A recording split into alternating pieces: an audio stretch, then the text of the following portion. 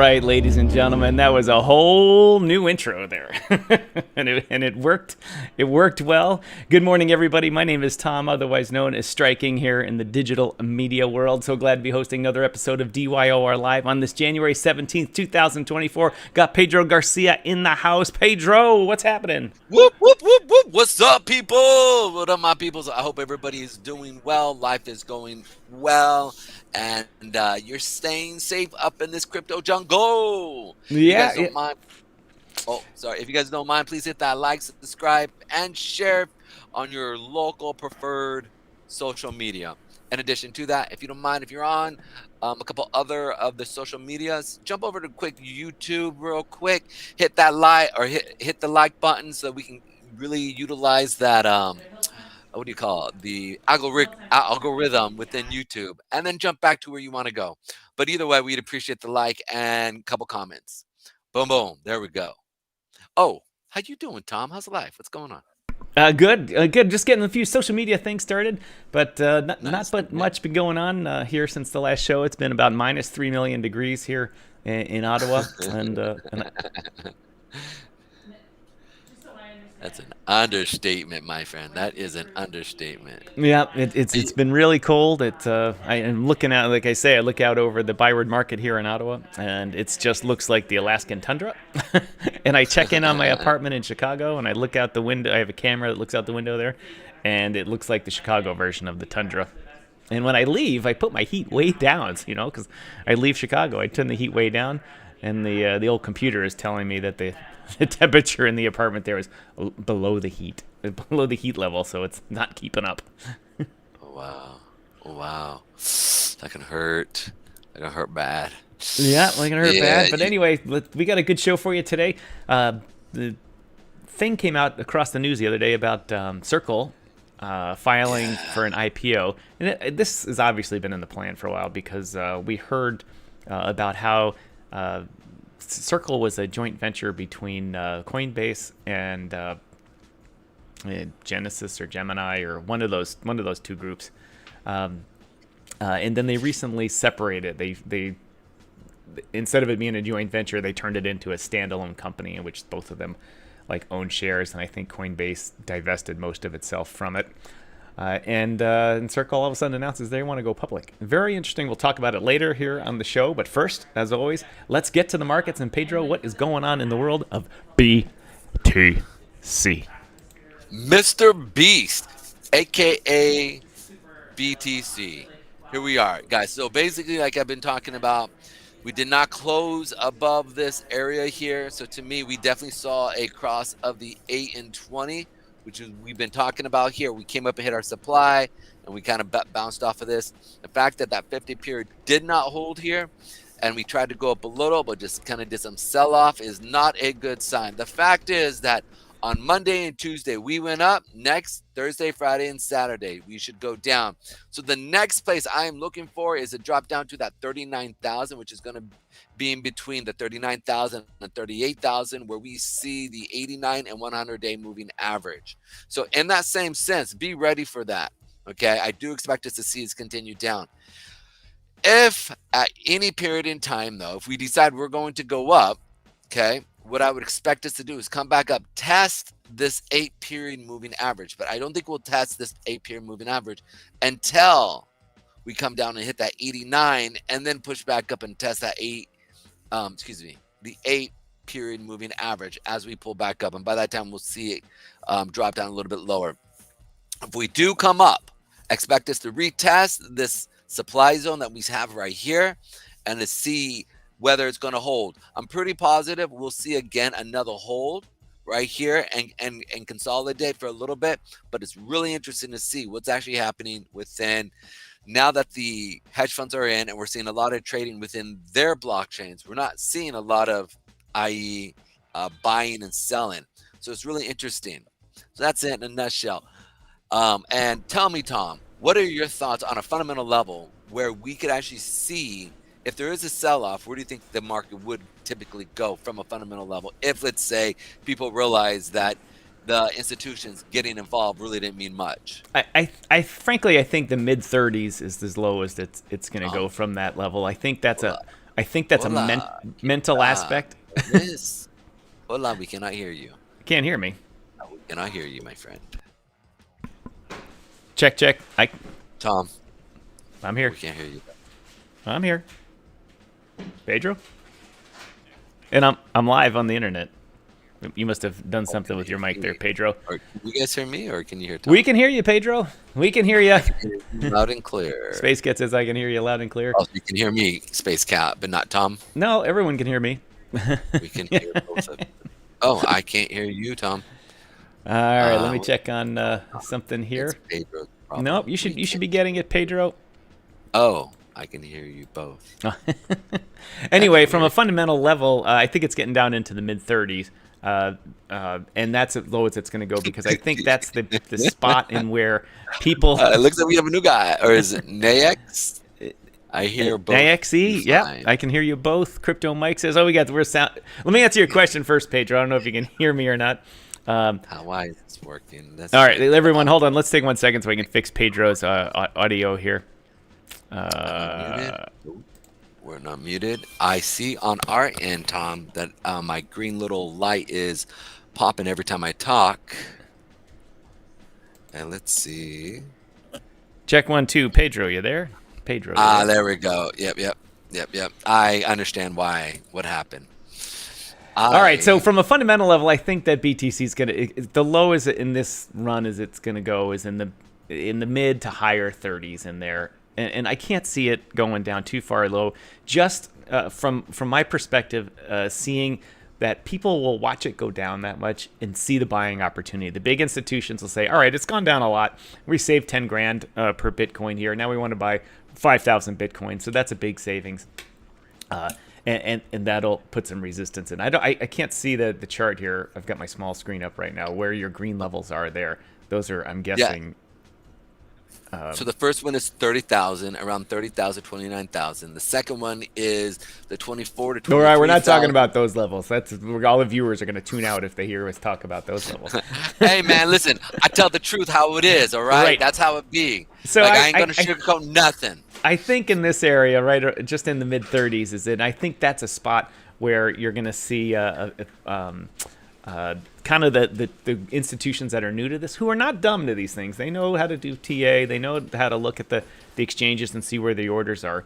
But they're also going to want to not miss out. And so I have a feeling the mid-30s are about it.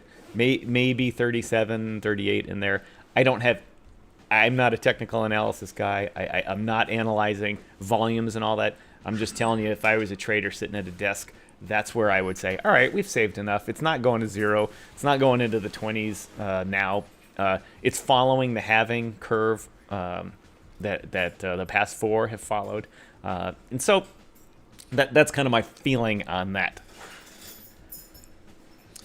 I hope it's valid. I hope it's valid and not crap. I hope that's true. You know, all right, let's get into a little thanking the crowd for tuning in. I've got a new, not a new system, but I've got a see you later, Mrs. Striking. Mrs. Striking's heading out there. Space Cat, good morning, Space Cat. Space. Final Frontier. Chuck Jansen says, what an intro. And Chuck? Yes. You're using the whole fist, Doc, there. Hope you all can hear. Pedro, I don't know if you can hear the sound effects. Oh, I can hear it now. It's perfect. You're doing a great let's job. see. Kaching. We got Kaching going with... although I think I might switch that one to use for the super chats and get Kaching a guitar riff. Maybe the first... maybe the intro to... what is that George Thorogood song? When I Drink Alone. Who else do we got here? Crypto Mike. Oh, obviously we got to do. Mike. Oh, Canada. Dara, sorry, I don't have an Irish one yet. I'm gonna have to. Lawton. I'm gonna have to get something about drinking McGuinness. It's Lawton. That's the worst Irish accent I've ever heard, and you do it every day. It's good. Put it on your chest. Nakes, whatever that is. I don't know what the hell it is. Been holding DYOR since the start, not selling it until it makes me millions. Thank you He's an old member of the DYOR project. Thanks for tuning in to the DYOR Media Network. Darylon says, "I'll do it." Who else we got here? Anyway, we got a bunch of people listening here this morning. Thank you so much to everyone for listening. And thank you, Pedro, for going over BTC and telling us that it's going to waffle for a little bit. It's going to go down a little bit, and then it's going to rocket in the best bull run that anyone has ever seen in the next, we'll say in the next 6 to 8 months or something like that. Dude, I think this is going to be a crazy bull run. I think that the institutions are trying to drop it, and by them dropping it, man, it's literally like they'll drop it. They're gonna drop it, like we saw them when BTC went into a future contract. Listen, but this bull run, man, is going to be nuts. I mean, nuts. I am like, oh, look at that. Ka-ching with the $2 super chat. We're just giving it the Thank you very much for the super chats, ladies and gentlemen. We always thank you. This has been quite the run. I think we've been donated now about $14. Really appreciate it. Man, I am Rond and Mr. George, new investors. Ron, thanks for tuning in. Thanks for giving us a way to say your name. Rondinelli? DiCarlo? Yeah, I think it's Rondinelli. I think that's what it is. Rond, where are you coming to us from? George. Thanks for joining the show, and tell us how you found our show. We're always interested in finding out how people found us. They're actually friends of mine. Well, hey, that works. Word of mouth. Word of mouth. That works. That works the best. Anyway, for you new viewers, for your old viewers and new viewers, what we're talking about today, the topic du jour, is stablecoins. We're talking about Circle. Before we get into more TA and stuff like that, I want to talk quickly about what's going on with Circle, and let me bring that up here. I know none of you guys can see all this, but it looks, if you're putting us up on the big screen TV somewhere, it probably looks good. If you're watching on your phone, you don't know what the hell any of this says here. But I'm going to explain it to you. This is a list of stablecoins here. Let me bring it up so I can actually see it. A list of stablecoins. It's Crypto Slate's list of stablecoins and their market caps. And the biggest one, as you can see here, is Tether. Tether currently has a quick question. Yeah. Just in case some people here don't know what a stablecoin is. What's a stablecoin, if you don't mind me asking? A stablecoin is really a misnomer. It's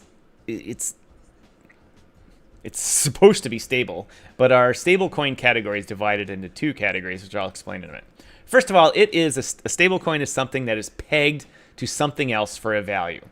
Think of, if anybody knows, a foreign currency that they say is pegged to the US dollar, like the UAE dirham is pegged to the USA dollar, the Saudi rial pegged to the US dollar. And what that means is that's a stable currency. It always trades for 3.73 dirhams to the US dollar. And behind the scenes, the central banks work to keep those currencies right in alignment, right at that level. And the same thing applies in crypto. People said, all right, we have stable currencies that have a different name but are essentially a US dollar. Let's do it in crypto too. So they came up with Tether, USD coin, True USD, the old BUSD, that type of stuff. And they said each one of these is going to be equal to $1 US. And what they do is when you give Tether a US dollar, they hit the button that says print $1 Tether dollar, or mint it is the right term. And then when you send Tether, the Tether back and say, all right, so I want you to send some money to an exchange, they burn that Tether, and then you get withdraw actual fiat again. And so when you send them the dollar, they keep that dollar, and they issue an on-chain version of that dollar. And so it's nothing. It's not a real currency that a government backs. It's not a real currency yet that industry and banks back. But it's a digital representation of that dollar bill, or a euro, because there are euro stable coins too. And there's Hong Kong stable coins and stuff like that. And those are ones that are pretty much guaranteed to be $1 for every one on-chain dollar. And then you have algorithmic stablecoins. And algorithmic stablecoins are stablecoins in which we were talking about the other day, which may go to zero. Algorithmic stablecoins. Here's a good example. When you have $100 million in and you give it to Tether and they mint it, they've got your $100 million. Now they need to do something with that. They invest it, and what they do is they invest it in US Treasuries right now because they're paying guaranteed 5% rate or whatever it is, 5.5%. But before that, when the interest rates weren't that good and when they were at 1% and 2%, they couldn't do much with that money because they couldn't invest it in companies. They couldn't take big risks with it. There wasn't much they could do with it. So what stablecoin companies tried to do is say, all right, instead, let's try to figure out a way to have $50 million represent $100 million in on-chain dollars. And they have all kinds of behind-the-scenes algorithms that buy and sell algorithmically based on all sorts of things. And so they could use their capital elsewhere. And since they didn't have to, they only had to have so much in a complete no-risk situation, meaning on hand, they could take that other half and invest it and make better gains. And for some of them, it works out. We can talk about algorithmic stablecoins more later, because a bunch of them famously failed. Like which one recently, Pedro? Lunic. Yeah. It's now worth. I think it's on this list here. Oh no, it's on the other list, the algorithmic stablecoin list. Yeah, it's worth almost nothing. It's worth, not $1. And so stablecoins, digital representation of the cash in your pocket, and it's guaranteed. Well, it's not guaranteed. It's likely guaranteed to be worth $1 on chain, and it's taken over the world. There's country El Salvador now is starting to take to use them along with their Bitcoin bonds. Argentina has famously just switched to starting to use stablecoins in their budgetary process along with BTC. It's just a great way, and the leader is Tether with $100 million in market cap. USDC at $25 million. I'm sorry. Tether is $100 billion. USDC is $25 billion. DAI is 5.3, and it quickly goes down into things that only have $100 million. The Gemini dollar, and even lower. There's still no, thank you. I don't even know how to get rid of this. No thanks. Oh, and there's some even worth 20. There's some worth $8 million or $9 million. HUSD. I don't even know what the hell these things are. And then there's Euro stable coins too. Stacy's Euro has 134 million equivalent of US dollars. I wish they just showed that to me in euros. The Euro coin, 56 million. All of these things are even Tether Europe. Tether Euro. Quite small at this time. But one of the things that we want to talk about is on the stablecoin list here, USDC. And let's bring up the article about that. And also just to understand that this is us being connected to these are two different types of situations. And I'll put it like this, and this is what's really interesting. If the dollar goes down, right? People don't realize if the dollar goes down and things start to happen, it doesn't necessarily affect stablecoins Euro, correct? I mean, I'm almost positive behind this, right? But we do see as it is trading that, let's say a company, or not a company, somebody who's from a third world country, they can actually go through and do arbitrage, right? Whereas normally they couldn't. Okay. Yeah, I want to make sure, because it's important to understand that it can trade like a currency, but at the same time, it's not a currency. Like this is important to understand. Right. The IRS in the US still classifies it as property, even stable coins. Yes. Don't vary in price. Yeah. I'm sorry, go ahead. Although they vary in price if you trade them $1 billion at a time. I mean, if they trade if they move a thousandth of a cent, but you're trading $1 billion at a time, you can do okay there. Anyway, so USDC is famously separated. The Circle Corporation separated from their parents, Gemini or Genesis, whichever one, I can't remember, and Coinbase. And people are like, why are they doing that? Well, now they're going public, and they're filing to go public. And I thought this would be an interesting thing to talk about quickly here, not to drag it on and all that. But by going public, it allows them to basically cash in get the monies, and allow other people to invest in the company. With interest rates high, they're making if they have their market cap is 56 billion. They'll just round it to 50 billion. Or I think it was 25 billion. Whatever. Just say their market cap is 25 billion even. They're making 5% on their money doing nothing. Nothing. All they did was say, here, U.S. government, you need to fund your operations. Take our money and pay us 30, whatever it is, $30 billion. Whatever the 5% is during the time period that they bought it for. And they're making 5%. They're making 2.5. 2.5. Off of 30. Yeah, 2.5 bill. And that's free. It's basically free money. It does no work other than take their money and they put it to one account. They go to the Fed repo window. The Fed says, we'll take that money from you. Or they'll buy the treasuries, whichever mechanism they do. And it's easy. And so people want access to that free cash because they could be paying dividends, guaranteed dividends. Something like this will fit in your portfolio. If, like, say you have an investment portfolio that has a very conservative fixed income in it, and you want to guarantee that every year, I mean, they'll be taking that if this is the avenue that they'll take, they'll be paying dividends on that very stably for a long time. And here's the thing. As long as interest rates are up. If interest rates go down, they have another thing. However, what I believe this is a hedge against interest rates going down, because they have to be able to utilize that cash in a way that they are unable to if interest rates go down. And this is the part that I also want to bring up. And unlike most currencies around the world, when you get a set, let's say I want to get $500 worth of USDC, right? I actually have to pay a fee for that. Right. And so that fee actually goes to the owner of that company that allows you to transact.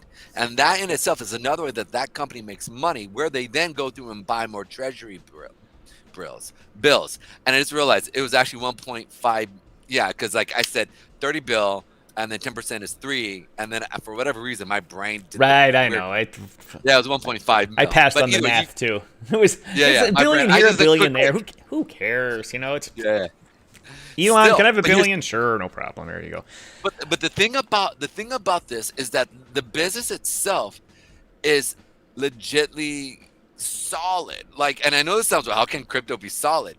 Because the people who buy crypto, majority of the time, aren't a part of the system per se. And so it's a hedge. For me personally, it's a hedge. So I know, let's say that USDC depegs from XYZ company, right? Or excuse me, from the entity, and it does start to fall. I could hold on and buy in, and they could actually convert that and quickly go boom to somewhere else, to another stable coin, and quickly just make sure that I'm set. Whereas if I have money, hard money in a country, and that country starts to fall apart, right, and I need to get out, dude, you're stuck with that cash, and you're potentially, you need to have gold. Whereas with my wallet, I can take that, I can transfer it to, let's say, euro, or I can transfer that to Bitcoin, right? Or transfer it. So it's a really interesting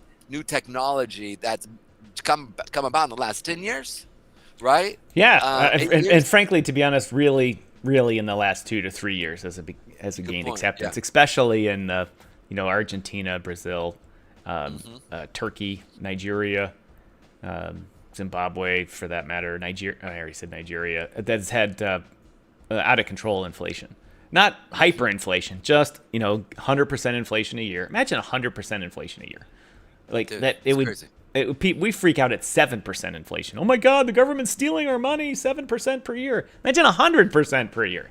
They stole all of it.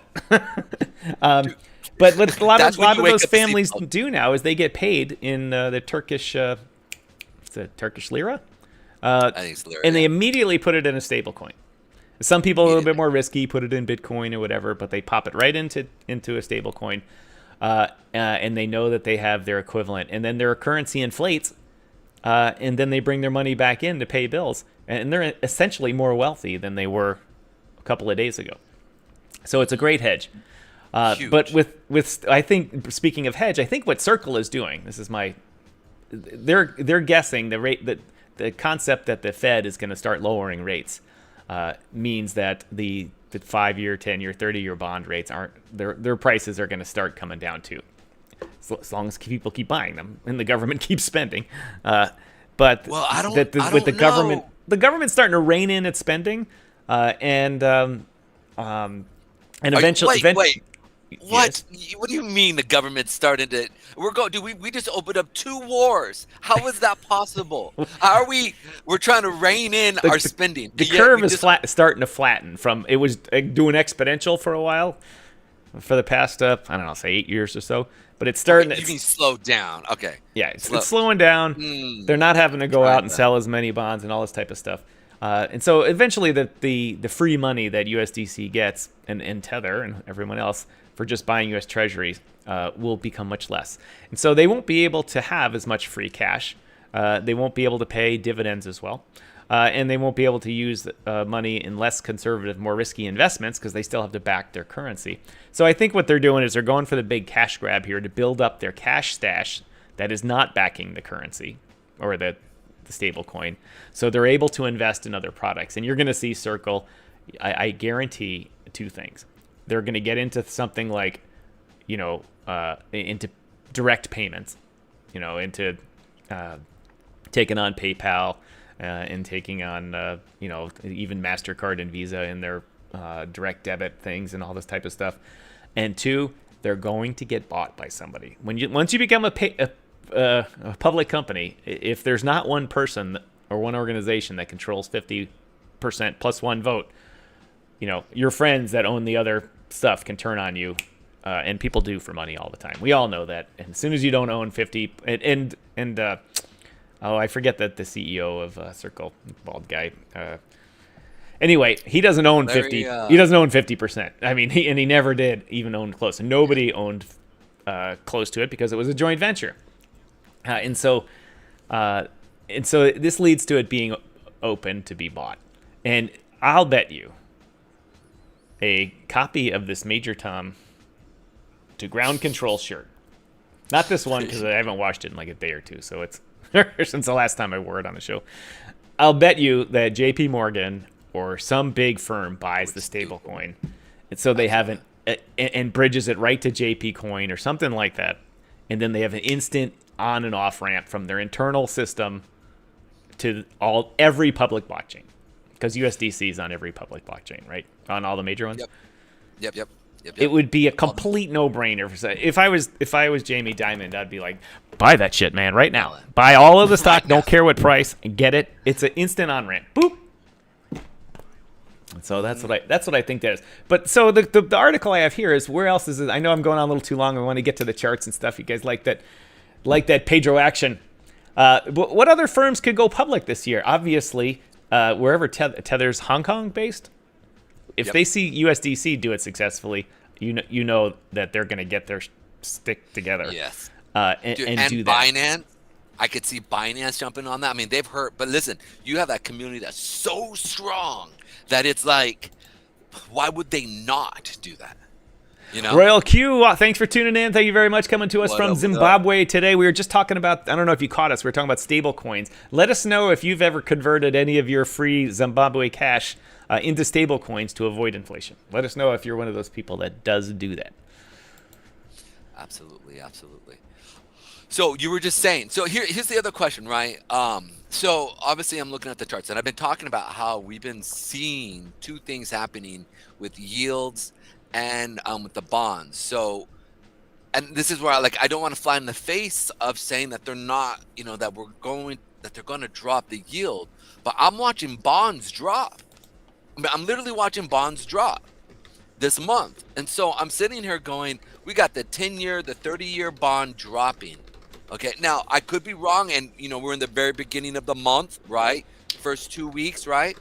But we got, we have almost a quarter, I would say maybe 30% left. We're halfway through the month, and last month's volume, okay, where we saw push up, right? People said, okay, the Fed's going to stop with raising the yield, trying to keep things chill, right? But I'm looking at right now, I don't see any buyer wicks on the 30-year bond chart. In addition to that, I don't see good volume coming into the bond rally that we saw. So the reality is we're already at this higher point, man. And I think they're going to raise rates. I think they're already, because I hate to say, but the Fed would get pretty, the banksters are the ones who back the Fed, because they're the ones who pay for the backing, right? You have the Fed fund rate. I've showed that Right. many times. So that reality is, I mean, I want to agree with you, but I can't agree with you because I'm looking at the charts right now, and the charts tell me different. The banks are saying, or the Fed is saying one thing, or everybody's stipulating that they're going to say one thing, when the charts are clearly, and the banks are clearly doing another. Clearly. So this is where I'm like, I don't like, look at this. I mean, and this is sad. Okay, look, guys, look at all this selling pressure. Okay, it's a lot. All right, now granted here, the average is about right here, okay? So you can see right here the average. But the reality is, as I'm looking at this, dude, it's halfway through the month, and we're already we're already 2/3 of the volume that we had last month. Dude, we're going to surpass the amount of volume that we had in November, when the market turned around and started to go up. So it's one of those things that I don't. It's hard for me, like, because look, this is the 3-month chart here. Look at the 3-month chart here, dude. It's sad because I'm looking at it and it's very clear that 8-period moving average is definitely holding, and you can see it came up, tapped it, and now it's starting to go down. So, or now I'm saying tap a-roo. Tap it in. Tap it in. So this is where for me I don't. The banks are doing something different. They're doing something different, and they're saying one thing and doing another. It's just they are, and the reality is this is them Feds, dude. I'm almost positive that all those guys are happy, making a lot of money, high yields for the majority of society in the history of yield, right? And just business in general. Besides the 70s, which got up, and George, who should be listening, he remembers listening. He remembers, and many of maybe the older people who do listen remember 10%,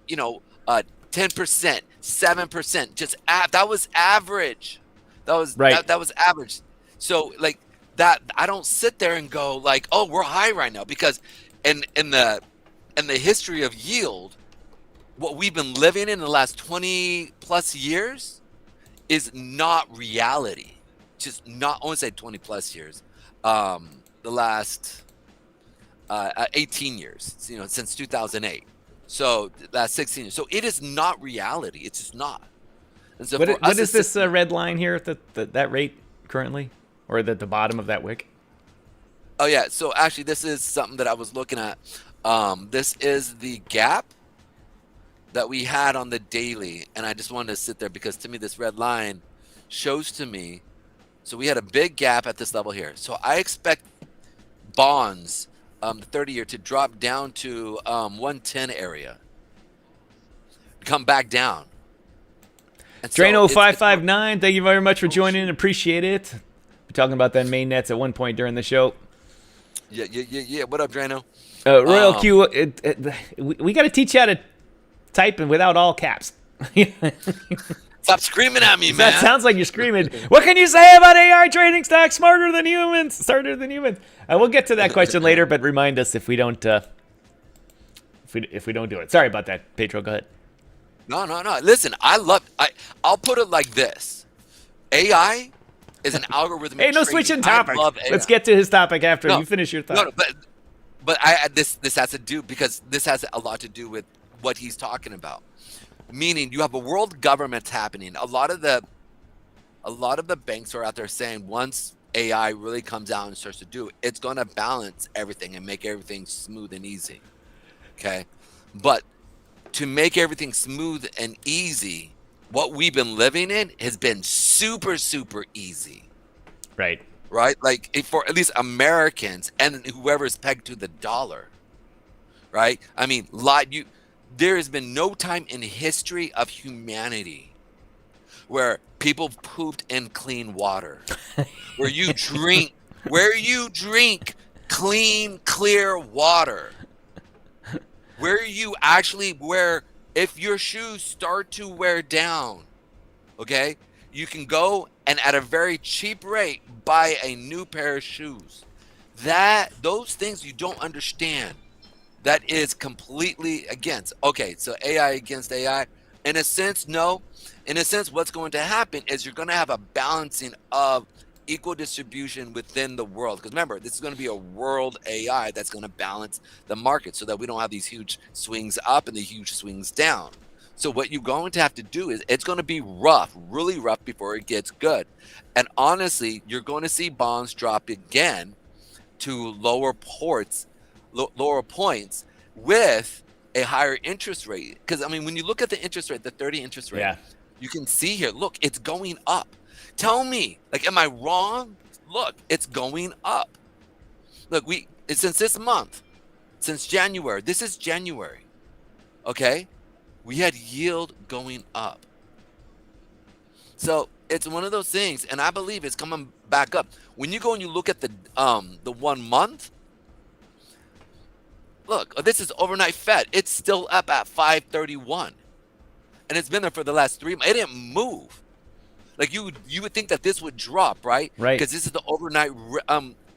So what happens is the banks lend between each other, okay, and a lot of that is built off of and related to the Fed connection with hiring rates and lowering rates. You would think if they're talking about lowering rates that we're going to sit there, and I know that they've said they're going to chill out and the hawkishness of it, we're seeing things, but you would think the banking system would start to chill, right, and drop down as well. But look, here we go. 30-day Fed rate. It's already, no, here we are. Where's the one? Where am I at? Where are you at, dude?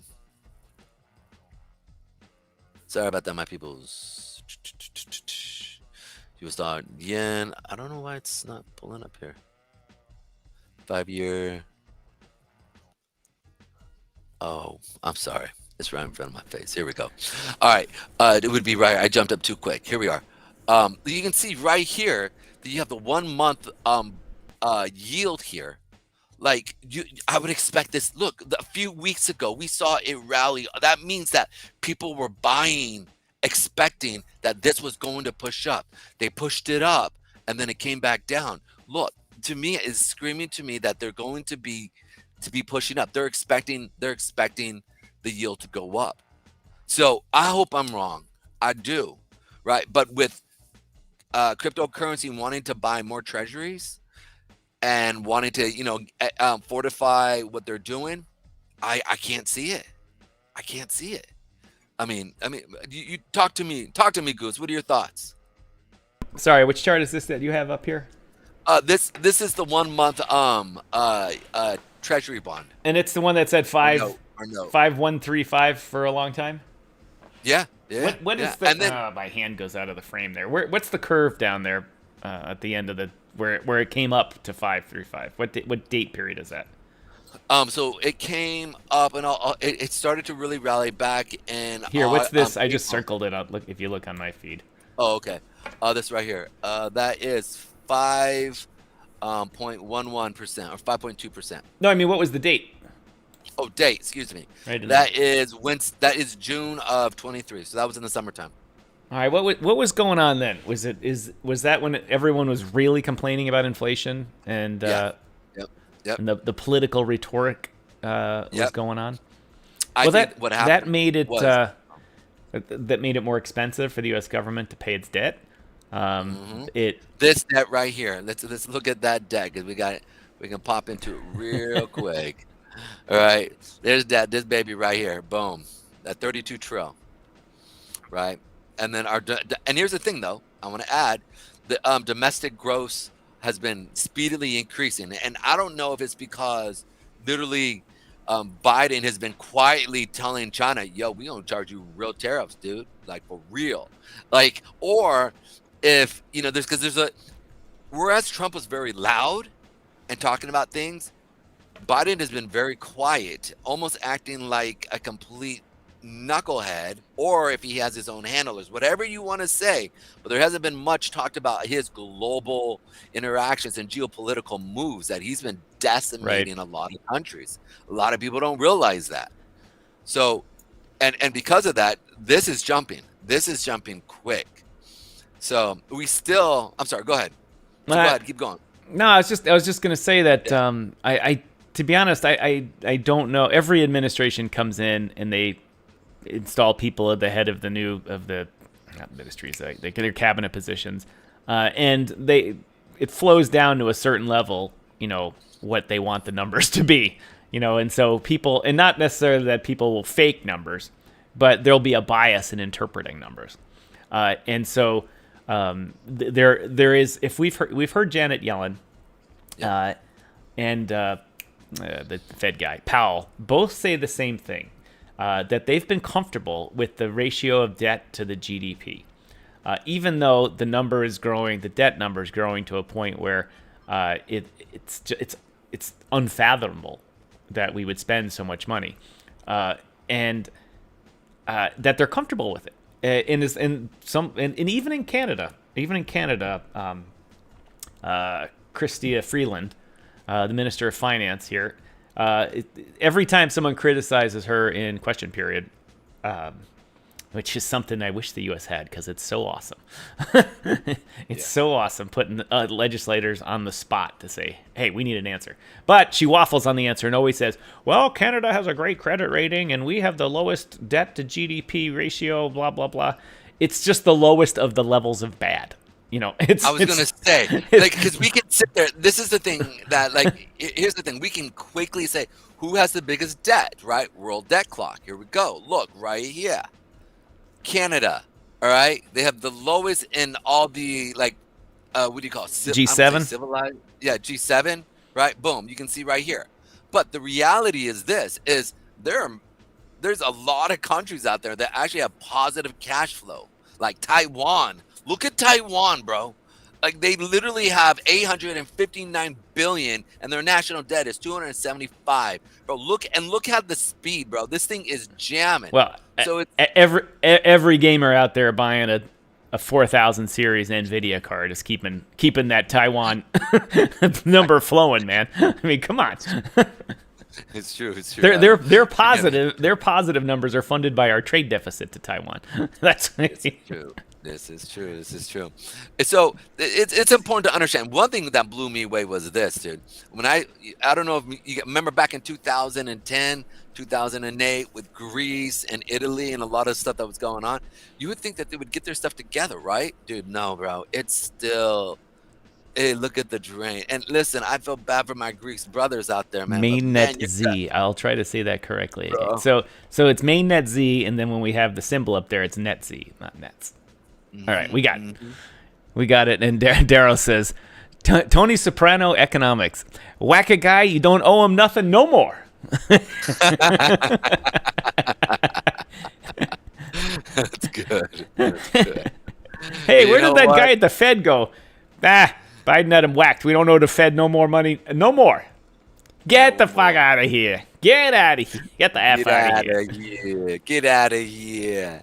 Oh, my ears. Oh, my goodness. I don't know if I can handle all this profanity. Oh, my goodness. Royal Q, we need AI for this. Yes, we do need. People think the most modern people, or most people exposed to the modern version of AI think, oh, GPT, ask a question. How can I conquer the markets?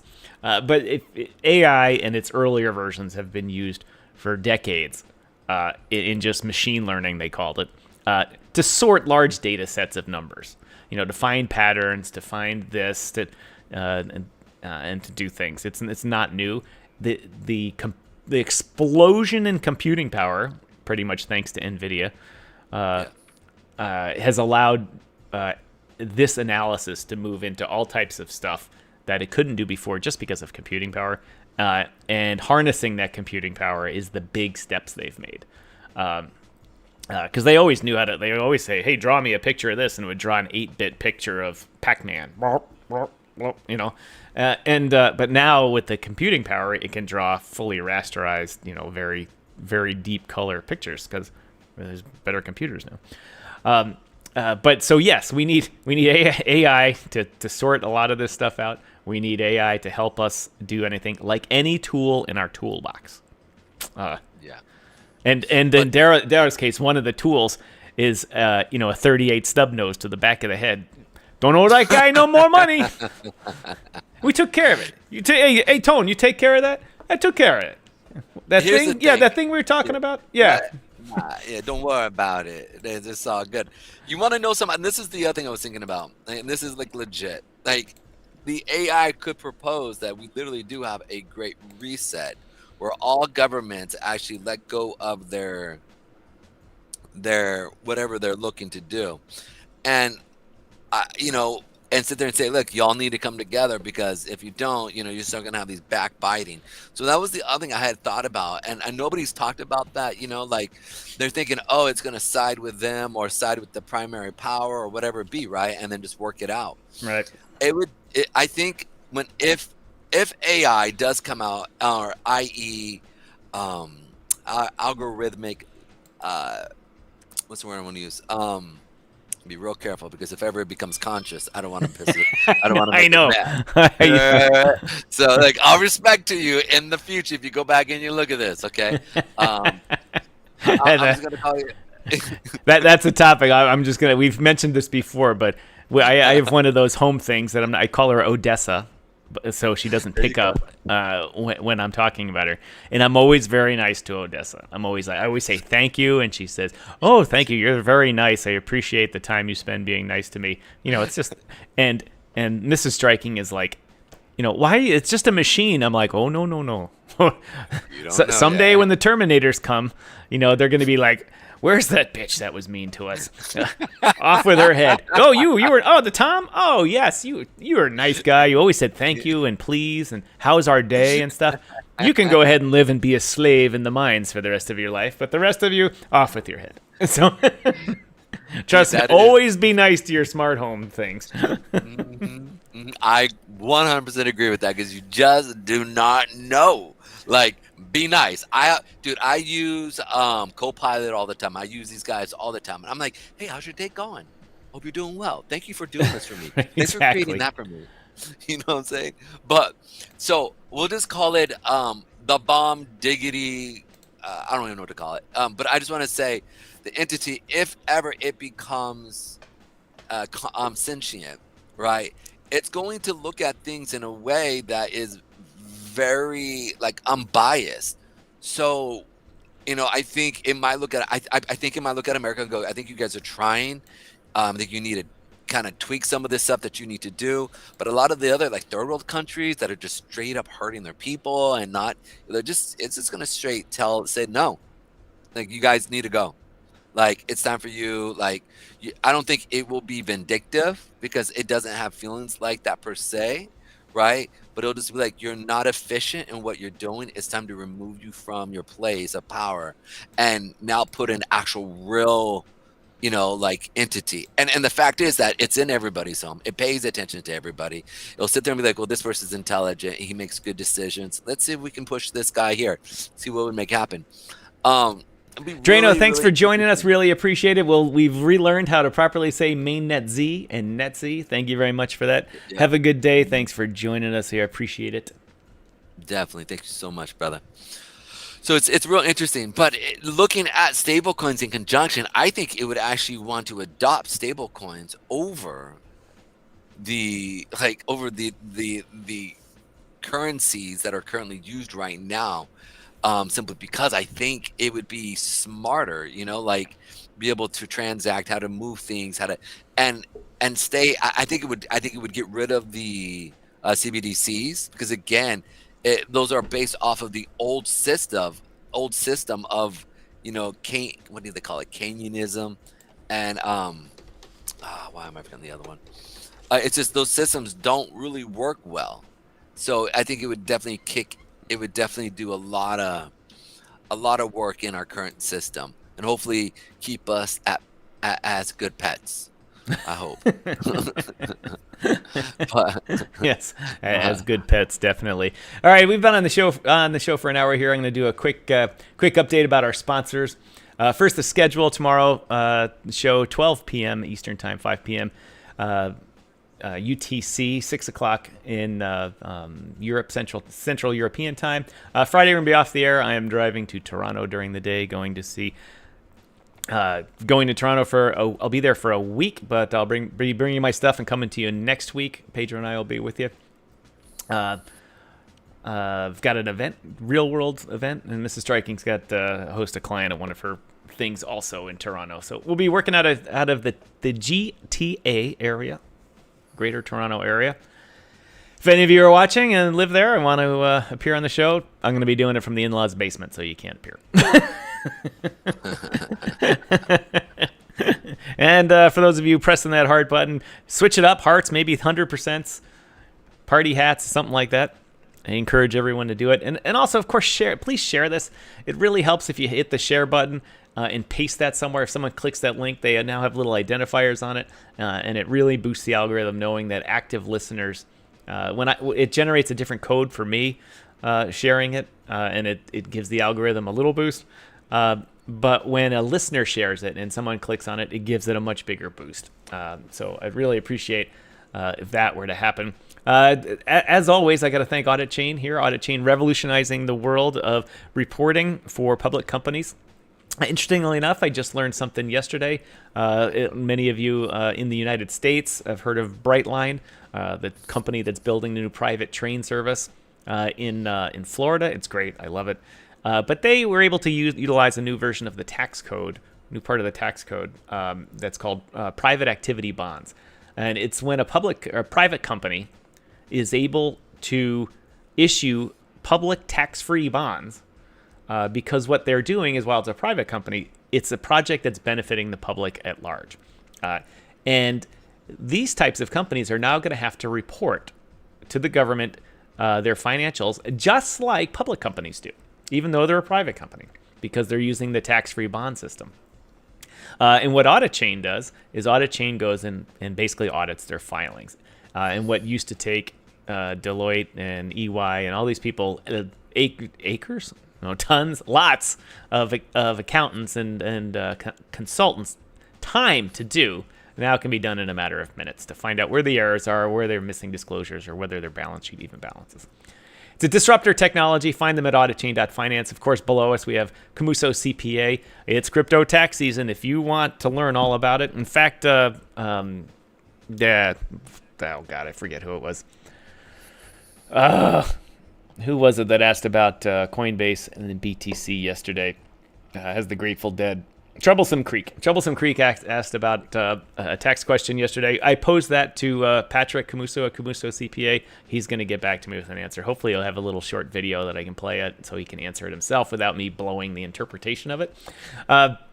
Anyway, but thank you, Patrick Camuso at Camuso CPA. They're actual crypto accountants that know the nuances, not just people that work for big accounting firms that say, oh, we know crypto, we're the experts. They get it wrong all the time, and he's cleaned up a lot of their problems. And since he's a small firm, I'm guessing he'll work well with you on price on that. And especially if you say in your evaluation form you found them through DYOR. So go down there and click that link, fill out an evaluation form, do all that kind of stuff. The second part of the show, and we want to lead off, Pedro, with our portfolio. We forgot to address it yesterday. We've got money to invest, but we've kind of hedging on it because the market is kind of, as they say, waffling. But we had the show yesterday about altcoins. And so by the end of the show today, I want to take some of that money and invest it somewhere in which you viewers think it's a good idea. Pedro has his 120-point checklist, so he will poo-poo it for sure. but that's not the point. The point is we're trying to engage the audience to do this for two reasons. One, to show that hopefully you guys are wizards and we bow down to you and our audience is awesome. But two, so we can learn lessons. So in later shows, we can go back and say, all right, Crypto Mike said we should invest in BNB at this point. I know only 1,000 and I bought 5,000. But go back and then analyze it and say, why was it a good idea or why was it not a good idea? It'll make for good topics later in the future. And I'm not sitting here trying to say, hey, we need to moon boy this. Well, we'd all like to do that and do for this to moon boy and us to do copy trades and all make tons of money. The point of this is audience engagement, and learning about this stuff. And so we can say, all right, we bought some mainnet Z at this point. There are a lot of good news coming out. The price went up, and we're now in profits from it. And we can say, oh, we bought BNB because someone said it's good to have in the portfolio. But the point was we should look at the timing of it and see what the market's doing, whether we wanted to buy it now or in a little later when it goes down a bit. Also, you have your concept of how long you're going to hold. If you said, I want to put 10,000 in BNB because it's a 10-year hold, doesn't matter where you buy it today or tomorrow, or yesterday. If you save $10 on it, what's the difference if you're expecting it to go up 1,000,000%? So the idea is this portfolio is for us to trade with and to learn from. So Crypto Mike, you still there? We have we've been redeemed because BNB is pumped a little bit. And let me bring it up in a way I can see it. We were down like $400 in BNB here, and now we're only down $144 because it came back up. So we might be unloading some of that to hedge against it going down. But our profit, we're up $931, mostly funneled by BTC and mainnet Z. Mainnet Z, we have $1,542 of holdings, which means we're up $540. BTC, we have 0 holdings now, but we made a profit of $551 on it. And BNB, we bought 5,000, we're down $144. So let's come up. The show yesterday was about altcoins. Let's pick some altcoins today and invest like $10,000 in altcoins. So I think we have $19,000 in cash. We do. We have $19,525.76 in cash. 96 cents in cash. Let's find something to do it. So think about that while we go to the next segment of the show, which today is Pedro going to be doing his thing with charts and taking your questions about what projects are doing. What you want to see reviewed, all that type of stuff. And I have to be remiss that I skipped over Troublesome Creek. Thank you very much for the $2 super chat. Really appreciate it. I know $2 doesn't get far in inflation days, and that's like, it doesn't a candy bar now. But if we pile up the candy bars, then we can really promote this show. And as Pedro and I say, we reinvest. Let's say we will reinvest it because YouTube doesn't pay you until you have $100. So we're a little shy of that right now. And so we will, when we get access to it, we'll reinvest it into promoting the show, coming up with new graphics, paying really expensive on-air talent to come to us from Paris and stuff like that. No. This isn't Davos. We'll buy some promo stuff, and then we'll buy 2 pints of beer, something like that. Not even. I'm gonna say we put it into the algorithm and push it so we can get more people. That's all it is. That's where it's gonna go. Listen, we ain't, even though this is Davos week. We're not gonna be putting to what Davos people do, because lo and behold, where they met on all the top escort websites, and they literally said, we are all booked, we can't take any more, no matter how much money you have. No joke. All the top escort sites are fully booked, doesn't matter how wealthy you are. Fully booked. I was just like, dude, that's a great article. Dude, that's like, I started laughing. I said, oh man, that would just, how do you, like, I mean, come on, man. Did you see the line of jets lined up at I think it's at Zurich they fly into. I don't know if they fly directly into Davos, but it was just it was Gulfstream City. And I'm very fond of Gulfstreams. I love Gulfstreams. I know a lot about the aviation market. And you saw them all lined up there, and I'm like, gotta love it. Gotta love everyone flying in $60 million airplanes to talk about battling climate change. Really? Come on, man. Preach. Trust me, though, I played a lottery. When in the U.S. we get up to $500 million, $1 billion. First place I'm going when I win is to Savannah, Georgia. What's in Savannah, Georgia? It's the Gulfstream factory. That's right, ladies and gentlemen. I'll be burning the dinosaur fuel. All I need All I need is to win that Mega Millions or Powerball. That's easy, right? That's a good investment strategy, right? Great investment strategy. $3 a week. $3 a week. There we go. Hey man, listen. If that works, man, all I want is about 5%. 5%. You know what I'm saying? It's just basically what Circle wants. You know what I'm saying? I don't think that's a hard thing to ask. You know what I'm saying? 5%. What's that? What is that? That's 500 mil. Or excuse me, that's not 500 mil. That's 50 mil. 5 mil, right? 50 mil. There you go. I'm sitting there trying to do the nut. 50 mil. It's nothing. It's nothing. That would enhance your trading portfolio just a little bit. Anyway, the first thing we had a request for, Crypto Mike says, hey, why don't you review Gala again? Crypto Mike, I think you missed us yesterday. We talked a lot about Gala, but I have a feeling Pedro's going to talk about it again right now. Here we go. Dum, dum, dum. Doo, doo, doo, doo. So I had talked about basically Gala was running. It's in the top 100 crypto, and that's always a good sign because as things get going, right, you want to play with what the market is doing. But I was saying though that Gala here is sitting kind of on the sideways pattern, and it has lower highs and lower lows here. And so what we want to see is we want to see more volume coming in, and we want to see, I'm expecting if Gala does come, I want it to come down into this weekly demand and then to push up. We are finding support on that 400 period moving average, which is typically the 20 on the weekly. So that was a nice little area. But by us coming up and hitting this week yesterday, we did pierce this area. So we want to see volume coming in for the rest of the week. The day it opened up on Sunday. Here you go, Sunday. We basically went down and we kind of went sideways. So I would expect it to at least show a green, at least finish off at the 0.0275 area. You can see here it's finding support on that 400 as well as the 200 period moving average sitting at this yellow line. So I would mark up your chart with that 200 period moving average, the 400 as well as the 100. So, excuse me, 200 right here. This is the 200 moving average. This is the 100 moving average, which is the yellow. Sorry about that. I don't know why. What's after you finish your analysis of it? I'm contemplating putting a few bucks of the show portfolio into Gala. Give us the short-term outlook for it. Wait for it to come down to here. What number is that? This would be 0.0. So 1.9, 1 cent 9. All right, we will put that on the list to watch out for.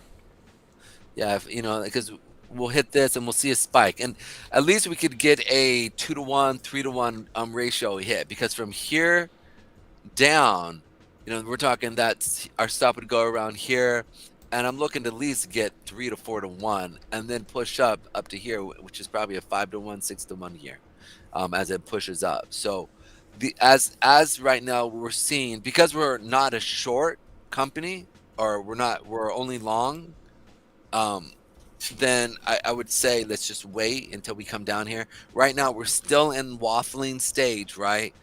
We are in, like I said, we are in alt season, but right now alt season is kind of chilling right now. So we're gonna start seeing money flow in. Preferably, I think looking at this, I actually like HNT. HNT is showing a lot of strength here. Also ICT. I think ICT is another one that's showing strength, right? So I'm looking at these. These are great buys. If we start to see these sell off, I think from a portfolio standpoint, I would want to get these on the cheap, because these are favorites. These are ones, the top 50, 40 is what I would look at. But what do you guys tell me what you guys want? Because from there we can go through and look at it. You want me to look at any micro coins or anything like that as well? Let's hear it, ladies and gentlemen. Sorry, I stepped away to fix the old T, as they say. It is good. It is good. Let us hear what you want to talk about. We've got about 31 people tuned in so far. A little light on the viewers right now, so we might not get a good couple recommendations. But either way, that's what we're doing. I can go through a couple of these other ones. The biggest key though is like everybody's kind of waiting to see what's going to happen with BTC. In all honesty, are we going to see a sell-off? If we see that sell-off, then what's going to happen is you're going to see then a probably push in the altcoins, that money leaving BTC and going into altcoins most likely. On the back end, also we know that a lot of money is going into treasuries. A lot of money is. So if you're a real legit, I don't say real legit. If you're Too legit to quit. What I'm saying though is this: is on the back end, right? Like if you are a company that's actually trying to build and stick around, it's smart right now to buy treasuries. It's smart to put your money in an area, because if things start to fall apart, everything's going to run to safety and most likely run to crypto. But we are a speculative system, so it's like it's hard because a lot of us, right, like we're in a sense we're degens, and so we're looking for, if things start to sell off, we're just going to add to our bags, right? But these other bags, or where we're adding into, they need to sit there and say we need yield, right? So they're obviously going to keep their taxes on their coin, but at the same time, what do they do with that money? Dude, I put them in, like you said, put it into yield. That's at 5%, 6% money coming in. And then the other percent of it put into building, right? How do you sit there and make your tech that you brought to the market better? Are you putting into marketing? So it's one of those things that it's going to be a little bit different. It's going to be a little bit different than what we've seen with other bull markets. And again, I came in at the last bull market at the very end as they started putting in lower highs and lower lows, right? Like December, I started paying attention to it probably in November, I would say maybe September. Well, these the altcoins started cooking off with Bitcoin's rise too, in like middle of October or so. Right when I was at the year's brokest level and I had no extra money to throw at it. I was like, dirt. Hey man, like, and this stuff is going to happen. So it's not, this is happening. What's interesting is when you look, we haven't bought any ETH, right? No, we have not. I feel like we need to buy some ETH, because obviously with people communicating, talking about the next junction point now is the ETH ETF. It would be a smart thing to do. I would look to personally be buying ETH at the 24.63 start, but really coming down, you want to see it come down to this 23.36 area. We're finding decent support on that 8 period, but I would assume on the weekly chart, it's a clean shot down to the area that I'm looking at, that 23 area. So it's like, yeah, we're pushing up, and we pushed up for the beginning of the week. Now we're coming down. Right, pushed up on Monday, boom, boom, boom, boom. Wednesday, we're starting to sell off. So it's putting in, as you can see, literally see, we're putting in that seller wick there before we come down for that week. So I think it's probably going to come down to that 23.14 area for us to get down into, and at least buy in at a decent rate so we can take profit, so that we don't hurt ourselves. Oh, what up, Pitt? What up? How you doing, brother? Pit Monk in the house, ladies and gentlemen. Oh, I have a sound for Pit Monk now. Where is it? Oh, here we go. Oh, wait. I was looking for a monk chant. That is funny, dude. Monk. Welcome, Pit Monk, to the show. Appreciate it. We had Drano from the mainnet Z category. And why, Pit Monk, why did we have to talk about your project for a week or longer than that and say it wrong without you correcting us? Come on, man. Gotta have our backs here. We were calling it main nets, and then when the tag would come up, we'd say nets, and then Drano corrected us saying, hey, it's mainnet Z and net Z. Yeah. We don't need to be sending people to the wrong area. Like that group said it was main, or said it was Z Uno, or anyways. That's funny though. Yeah, gotta let us know, brother. Correct us. This is a show of correction, growth, and maturity. We're all grown adults, and as we all know, like, you can't live long without being wrong. So that's why you gotta grow. Oh, yes. Locked in. So yes, there's no joke. So I do, like, I had 500. I did have 500 for ETH. I had 534 and 483 as a great zone. When we had this huge drop, You got to we move were that up over. into, It's behind your head. oh, okay. My bad. Here we go. Boom. Yeah, there it is. All right. So you can see here, like, I originally had, when we started having this huge drop, right, from the 5,000, and we broke through the 2,100, which is right here, the 21, I said it just started dropping. And I said, I expect to see this down at 1,000 within a week or two, because we have nothing but just a drop. All that's, this is a great example. When you hear me say, oh, it's traded through, this is a great example. So you can see right here, like, see how it was going up, and see how this is traded through, where it came, like, here's a zone, this got traded. Talking about in this zone here? Yeah, just over on the side, like over on the side, all yeah, boom. See how that was once traded? again, let's remember to look at your cursor to see if we can make it bolder so it's easier for people to see. Oh, I need to do that. Literally, it's been almost 6 months and I keep forgetting. I'm gonna do that today. All right, so this right here has been traded through. This right here got traded through. This right here got traded through. So when we came down into this level, and I literally had this on my show, we started dropping, and I said, yep, we should come down to here on that 1,000 mark area, 800 mark area. And then a friend of mine goes, how far do you think it'll go? And I go, I expect to see this. If we don't hold here, we're coming down to that 500, 400 area on ETH, well, held, as you can see. So the next part, if we see this drop again, right, this has all been traded through. This is traded through. This is traded through. So the next spot, if we don't really come in with a ton of volume on ETH, the next portion is 500. Yeah, don't move your chart here. A good example here is look at this volume level for ETH. There you, perfect. Here, look at it back here, and then now look where it is. It's much. Yes, yes. Like, it's like I keep saying this. Like, I don't see volume. Like, the banks are here. Where are they? Right, and it's not a bad thing. The banks know.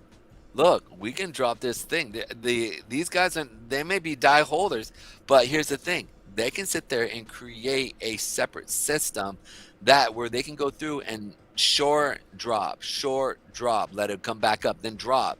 And it's not a bad thing, because they want to get in at the low. And when they get into the price that they want to get into, that's when they're going to buy. And I think their real price point is 500 on ETH. 500, 400-ish. And I know that sounds crazy. Even it coming out of my mouth, it sounds crazy. When I told my friend was sitting at 2,100, I said the next turning point that we should see is 1,000. He goes, what? He goes, you're telling me 1,000? And I go, yeah, it should get down to 1,000 in the next probably 2-3 weeks. Like, hey, over on Facebook, welcome to Jose Reina for watching. Jose Reina for watching. We really appreciate it. Bringing up the viewership on Facebook. Thanks a lot. If you want to join the live conversation, come on over to YouTube. Just go over to YouTube and search DYOR Media, and we will come right up. Absolutely. That is DYOR, literally DYOR Media, M-I-D. I am not a speller, y'all know. M-E-D-I-A, Media. There you go. Media Network, N-E-T-W-O-R-K. Listen, it's a good thing you have an English background where you can actually spell well. Because how many times I go, how do you spell that? Dude, you know how many times it would take me, bro, to like look things up on Google and be like, I don't think that's the right spelling. And like, oh man, it's hilarious. Hilarious. But yeah, thank God. You know what? I thank God, because honestly, a lot of people around me have the strengths that I do not. So that's a good thing. That's a really, really exactly. Good. I'm extremely analytical, and I critique a lot, right? And I really can, postulate where and what things are going to do, and what we want to see, right? Like I said, I want to see our YouTube channel jump to 10,000. Bro, we are 3,000 away from 10,000, and it's not even the first quarter. Right. So thank you, Thank you, God. I appreciate that. But more importantly, we got to keep grinding. Thank which you, means that you guys viewers. got to keep sharing, keep telling people about us. We'd appreciate that. CeFi Exchange is all built on ETH. Yes, actually, good point. You know what? I do expect to see some stuff as well get built on a few of these other. There's a lot of other blockchains that are really good. You know what I'm saying? And I don't think we've seen the last bit. I mean, just when you look at what Arbitrum is doing, I do expect to see some stuff get built over there. When you look at a few of these other smaller ones, man, like they've got to and the speed in which they can transact business on a fundamental level is much faster. So Pitmonk, you're right. People are sick of gas fees, and in real life, I can't imagine in the UK. I get spoiled going to the US where we pay still.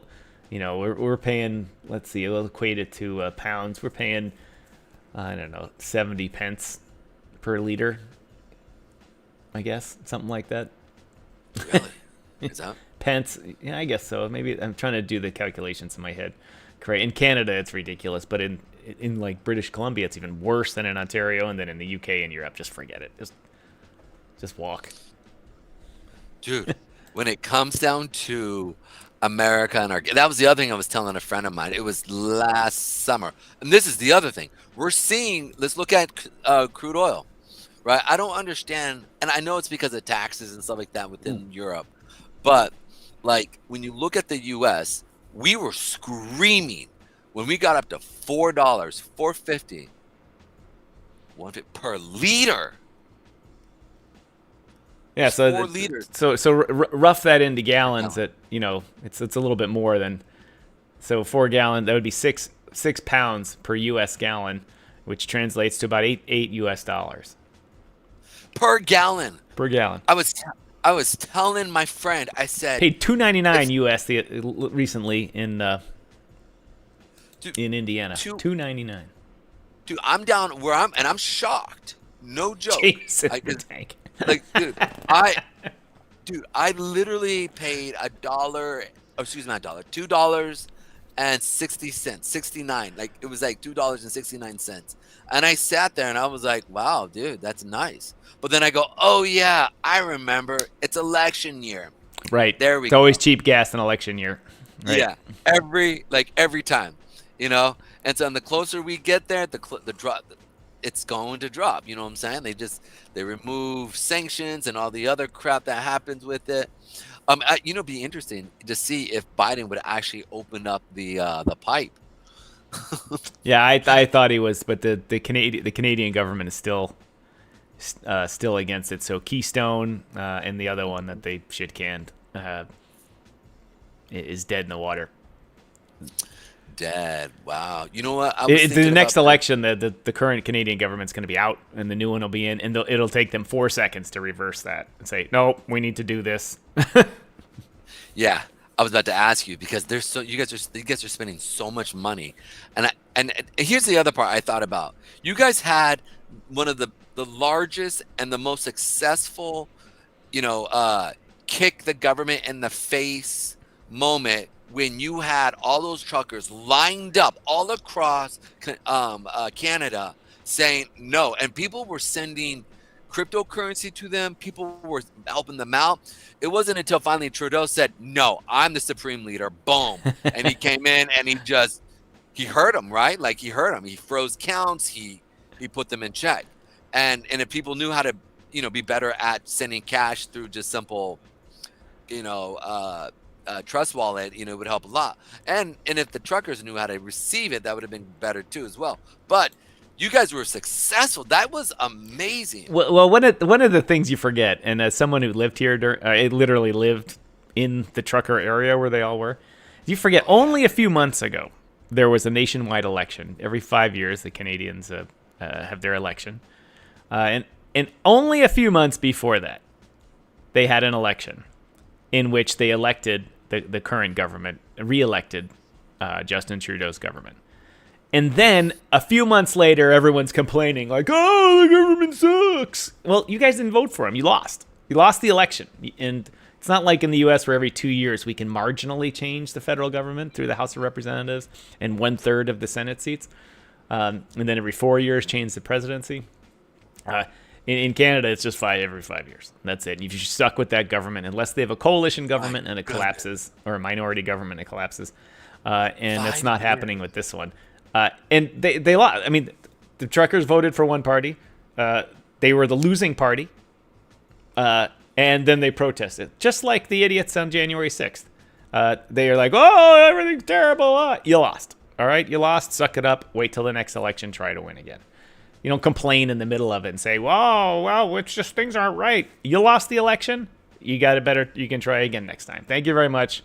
So that's why my fuse with the old truckers was, well, they had a valid point. They didn't like the vaccine mandates, and they didn't like these taxes, and they didn't like this and that.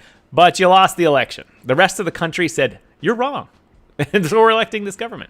I disagree with the current government here and side with the people that did. But the point is, you lost the election. Fair election. It wasn't stolen by the MyPillow guy or anything like that.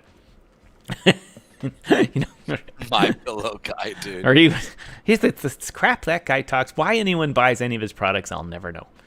I'll just never know. Anyway, moving on. But I love people talking crap because I always get at least 1 or 2 gems out of the crazy of crap. So I don't mind shuffling through the manure because with crazy talk always comes some unique thought, and then I'll sit there and go, you know what? That's actually a good jewel. I'm gonna take that right there. So freedom of speech and communication is how things really move along. I think if there was more of that and listening to crazy talk with people where we could actually come together and actually build a pretty decent government. Let's talk about this. We've got someone from Ireland on the line here. And I want to know if the media and what we're getting over here is true. There's all sorts of stuff on Twitter and LinkedIn and everything about the horrific things that the Irish government is doing, trying to pass a new law saying that the police can come into your house and arrest you just for speech. And they're doing all this hate speech stuff and calling things hate speech. And, in the U.S., we can say whatever the hell we want. We can say, you're an asshole. We hate those minorities. We hate this. You may not be allowed to go into a store, or you may lose your job or something like that from a public organization. But not from the government because they can't fire you for your speech. But what is going on in Ireland, Dara? What is going on? Why is the government saying, from our view, from our perspective, the media is telling us that you're passing this anti-free speech draconian law in which you're charging the police with taking care of society's speech problems. Here in the U.S., we don't send the police for speech problems. We send social retraining workers, but not guys that could potentially arrest you and you could lose your job. This is not stuff. So we want to know. We're hearing all this stuff. Is that true or not, or is the media blowing it way out of proportion? Let us know. Pitmonk says there have been people arrested in the UK for retweeting a meme or a mean tweet. It's insane. I would just sue the government. I would sue the government for $8 trillion. Obviously you'd have to go back to, the problem with you guys in the UK is you don't have a real constitution. You've got 1,000 years of common law. It's 100% true. Which works most of the time until you get someone that doesn't have a benevolent idea. And anyone that gets infected by this woke virus, and I'm telling you, it's a virus that's worse than anything else that we encountered in the period that I won't mention its name for the algorithm's sake. Cerveza sickness. Cerveza sickness, right. The cerveza sickness. The woke virus is much worse, and it causes people to make really stupid decisions and say dumb things and believe in their head things that are just not logical, have no basis in fact, and all kinds of crazy beep. And then they do things like saying, oh, yeah, you should be arrested for saying stuff like that. I saw one video the other day where a girl was a guy, he was leading her on, and he called her by the wrong gender intentionally. And she's like, well, you just misgendered me. That's a blah, blah. And she said, you should get in trouble for that. And he said, oh, if I call you anything other than what you want me to call you, I should get in trouble. I should get arrested, maybe go to jail. And she's like, yeah, that's how important it is. And he says, isn't that a restriction on free speech? Shouldn't I be able to call you whatever I want? And why is it my job to remember what you want to be called, and you and the 6 billion other people on the planet? Why can't I just, hey, you? And she got all bent out of shape and stuff. But that's the point, that is that free speech is free speech, and the basis for free people is being able to say whatever you want, and if you don't like it, you don't have to listen to it. You can turn the channel, you can turn us off, you can turn on the other channel, which they spout about other crap. People should have every freedom and right to be able to sound like idiots. Right, exactly. Okay? Trust me, America's filled with idiots. Yes. And we know how not to listen to them. We don't get all upset. Oh, my God, did you hear what that guy in Central Arkansas said? I can't believe it. That they were racist, blah, blah, blah. We don't get all upset about it. We're like, oh, that's just one of those uneducated idiots. Don't worry about him. You know what? And let's just jump back to Mr. Lawton. Exactly. It's 100%. That is scary. That is absolutely scary. Because you already know in Canada, you can't. You already know that you can't do that in the UK, or you might have somebody come along and knock on your door.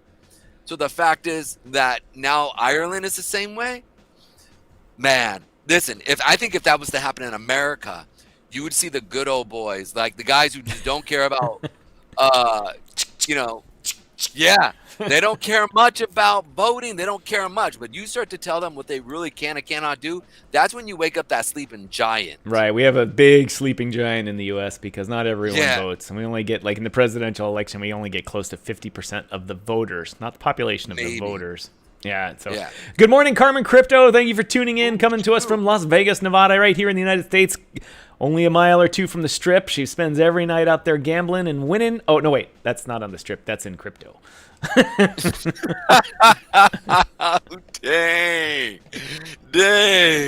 CC, you don't let him talk to you like that? Woo. I mooned on a shit slot machine at a casino last night. Okay, well, that's good. That's good. That counts. I used to do that at Bally's on their 98% machines. They had a couple of tucked away in the old Bally's. They were 98% return machines, where most are 97 or 96%. That 2% in the theory of large numbers makes a tremendous difference.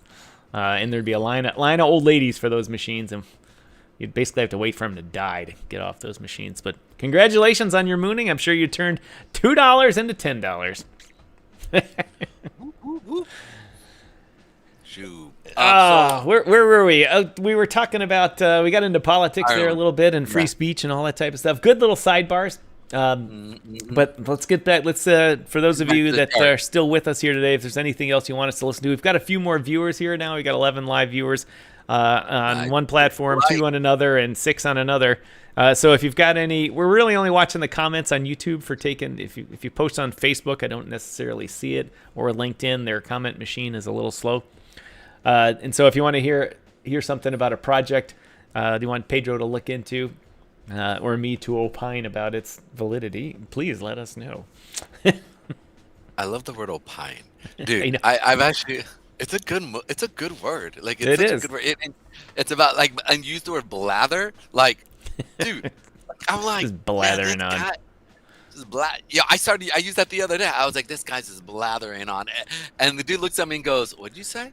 And then I go, "Blathering," and he goes, "I haven't heard that word in like when I was taking my SATs. Where did that come out of?" And I go, "My co-host Tom." Definitely. Yeah, like I said, I got a word of the day calendar. And the calendar, the word was not so unique, so I didn't bother talking about it today. But I periodically use them on the show. You'll hear me when I use a new. You'll be like, "What word was that?" And you'll know it'll came from the 365 new words a day. But even they can't get away from the calendars. The other day was Martin Luther King Day. Instead of having it's a word of the day. It's not phrase of the day. That's a different calendar. And their phrase of the day was civil rights, and they talked about, and they give the word origins and the phrase origins. But it's word of the day, not phrase of the day. They could have come up with abolitionist. They could have used that word or something like that. Woke.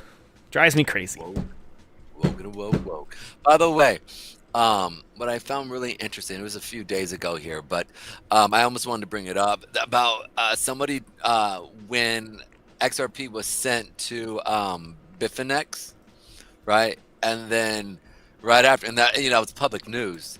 And Right. and then somebody hit me up about it. I think it was yesterday, saying, hey, that somebody tried to hack it. Try to hack Bitfinex. What are your thoughts on that? Because you know what I'm doing, right?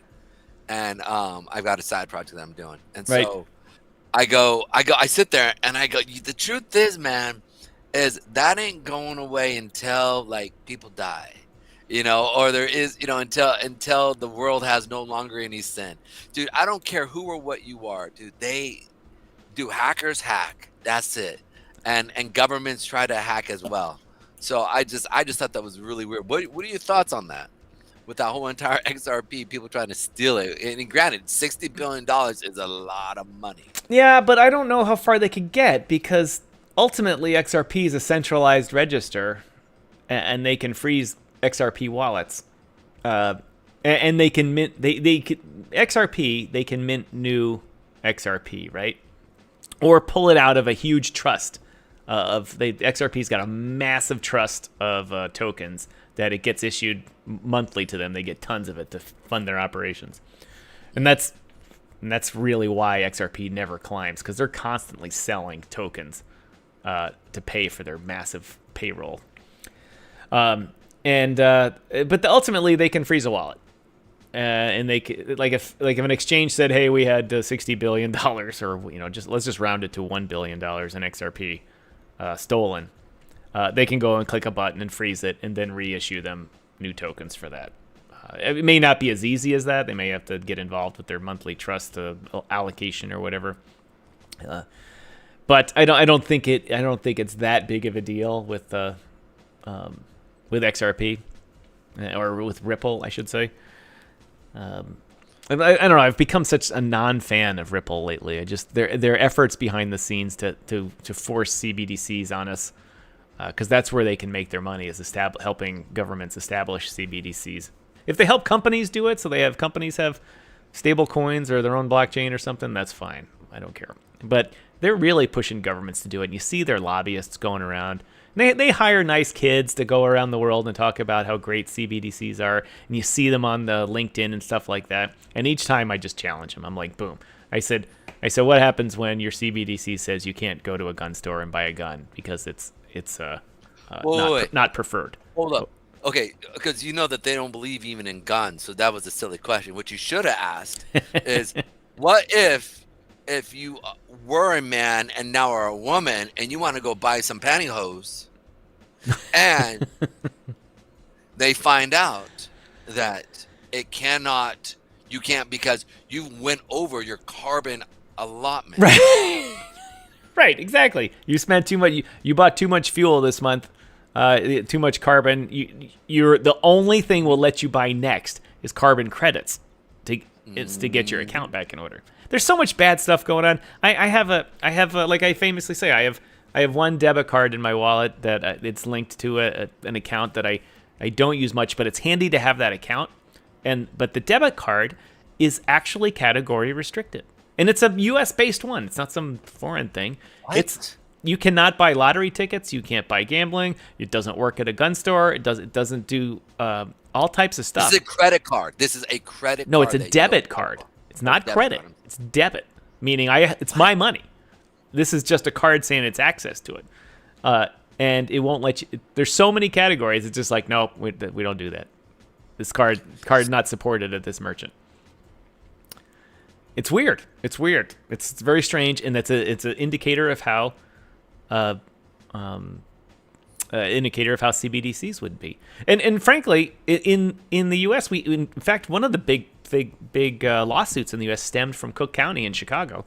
The sheriff, Tom Dart, was on one of those things like where there's 50 million women in the U.S. that are sexual trafficked, and every person selling sex on the street corner has been trafficked from somewhere, and everything. And all these people are like, no, I'm just actually a regular girl that's an escort, and I enjoy it and I make decent money.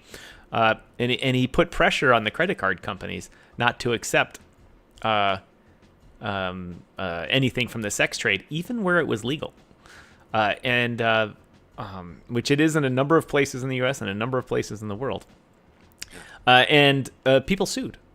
And they won. I think it went all the way to the Supreme Court, I think. And they said, no, you can't, as a government entity, it's a violation of free speech for a government to tell people how to spend their money. Because the government can't tell people, and it was also reinforced by the Supreme Court decision regarding election laws and donating to campaigns. And about super PAC funds, and the Supreme Court said, no, you can't tell people they can't donate to a political campaign. That free speech is using your money as part of speech. And so it was a big deal. It was a big deal, and he tried, and it started, for a while there, Visa or MasterCard wouldn't take anything, and things that got lumped into the sex trade, adult stores. Really? Adult stores just selling toys that, used for whatever we're not going to talk about on the algorithm here. That got lumped into that. So suddenly nobody's credit card would work there. And they're trying, the anti-gun lobby was trying to do that with firearms, saying, oh, you guys, MasterCard and Visa, you can't allow your cards to be used at these murder shops and all this type of stuff. And we're like, wait a minute. Murder shops? Yeah. Anyway, I went on a lot. We have Pitmonk saying, how about we take a look at XDC? I bought some 9 months back, but haven't checked in on them in 3 months. Why don't we take a look at that? So I wanted. Thanks for getting us back on topic, Pitmonk. Yeah, but I want to add this up because this is something that I think is imperative to society. And I think this is really important because we hit something here. I'm huge. I do not care if you want to be an orange cat running around the place. I don't care what you identify as. I don't care if you think if you are a boy or a girl and you want to be a girl or a boy. If you want to go and you want to split the banana or you want to add a banana, whatever it is, right? I don't care. It's not my, if you're going to live your life, that's how you need to live. Don't care. But yeah, I don't care. And yes, I am a Christian. Yes, I believe in the biblical narrative. Yes. But here's the thing. I will tell you what I think, but you can decide how you want to live and how you want to do your thing. And if you're hurting somebody, physically hurting somebody, you need to be restrained and stopped. But if I am saying a word where I go, I don't agree with that because it's not what I believe to be true, I don't think you should have the right to be able to take. Whereas like a gun, right? I think people who have guns, I've seen people pull out guns to stop people. Like I was in Katrina. I saw gangsters going in and kicking in homes in Katrina. We were there. And people pulled out guns to stop them. Because in New Orleans, everybody got a gun. Even if you're not supposed to. Well, we can talk about the Roof Koreans. The Roof Koreans are a famous group of people during the riots in Los Angeles. That people that were going around burning down everybody's business, and the Korean community said, no, we're not doing this. No. South Korean, they were South Korean business owners. No, they weren't special forces. They were business owners. They went and got the shotguns out of the office, came up on the roof, and anyone that got near, they cooked off around near their feet. And everyone said, sorry, have a nice day. We'll leave your shops alone, and everyone did. I watched some stuff on it. Like those guys, some of them were in the military. And, yeah, some of them were, but most of them. Yeah. Did you watch the video? They're like guys with their slippers on and their cigarette hanging out, and their belly hanging out, with a double barrel shotgun. Yeah, dude, it was hilarious, dude. But exactly, like if a bunch of knuckleheads, male, girl, whoever, whatever, right, want to be an idiot. Listen, FAFO is a real thing, right? And I think we forget that. And I would encourage everybody, man, if wherever you're at, they're taking away your rights. Be careful, because we are living in a day and age where if you can get together with people, and I'm not telling you to to take arms. I'm saying go and do it right. Go fight against the bills. Go through and do it the correct way. You know, and if you need a protest, do it peacefully. Don't go taking down things. Sit there, be an annoyance. We can vote most Be an places annoyance. around the world. Huh? Be an annoyance. Listen, when those guys were being pleasantly persistent with those trucks outside your door, Pleasantly persistent, yes. okay, exactly, right? Like annoyance. But here's the thing. It brought attention to the right things, and it did make the powers that be going, if we step too far, they're going, it's going to be bad. And other countries around the world have got together already and actually modeled that and actually done some really good stuff. And because the government was overstepping their boundaries. And I say this because if we do not have the ability to communicate in a way where I can hear somebody being dumb for the majority of the time, but they give me 2 gold nuggets, you know what? I want to hear that craziness so I can get my 2 nuggets of gold that they were spending. Because the reality is, it's in free speech and free thinking that you have the ability to progress in our society. And listen, I served in the military. Now, granted, I was just in the Coast Guard, but I was all over. We did a lot of stuff. And the reality is that gave us the opportunity. We fought for the right for that. And listen, I'm first generation Mexicano. My family is literally like Mexicano. Orale vato. Anyways, I say it because this is the reality, right? Like, I was in the military. I want to give people right. So if that racist down the road who's a skinhead and saying, get rid of the Mexicans, you know what? I gave him right to be able to do that. Let him speak his stupidness. Like, you know what I'm saying? And if he comes and knocking on my door, that's why I have the right to have a gun. Right? So anyways, I'm on my rant. You got your rant, I got my rant. We all got our rants. Maybe we should have saved it for a future rant, free rant Friday. Oh, it's supposed to be Friday. It was supposed to be for we can't Friday. Do it this Friday. Maybe next Friday. What is up with you not doing Friday, bro? Are you trying to stop the rants? Yes, I'm keeping the man down. I'm keeping the man down. Trying to keep All right, what's up with XDC? All right, XDC. This was awesome. Today was awesome, bro. All right, boom, here we go. So we've got a couple stuff that has not been traded to. So we got a nice little, oh, look, it hit right there. I wasn't even looking at that. All right, so XDC, here we are. Dude, we're probably going to get demonetized sooner or later. These people are speaking too much practical, logical sense. Let's get rid of them. It really is, though. Like, I just want people to be able to speak. I don't want people to be shut up. That's it. Like, here we go. All right, so we got the initial one. We'll go right here. Oh, I'm putting in a month, excuse me.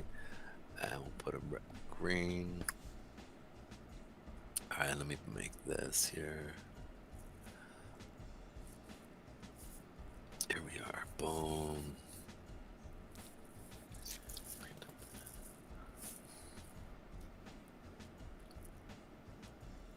Look at Pedro doing a little putting the chart together live on the air here, ladies and gentlemen. I know. Y'all seeing it right here, right now. All right.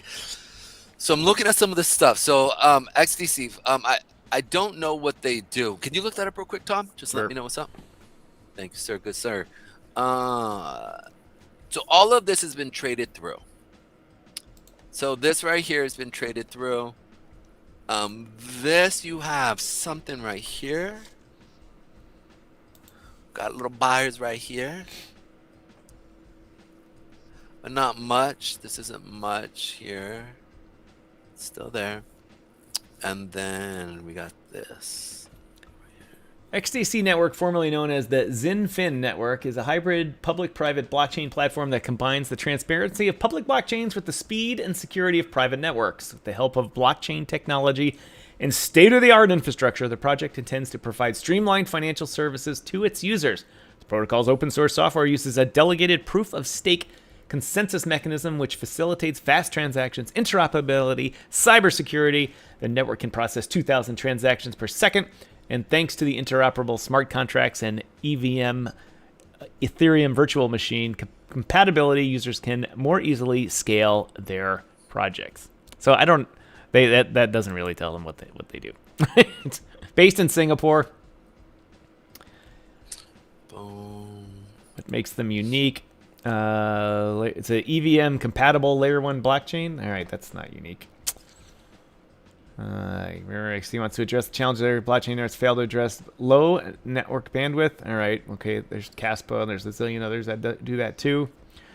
Allows for the deployment of layer 2 digital assets. Okay, every layer 1 does that.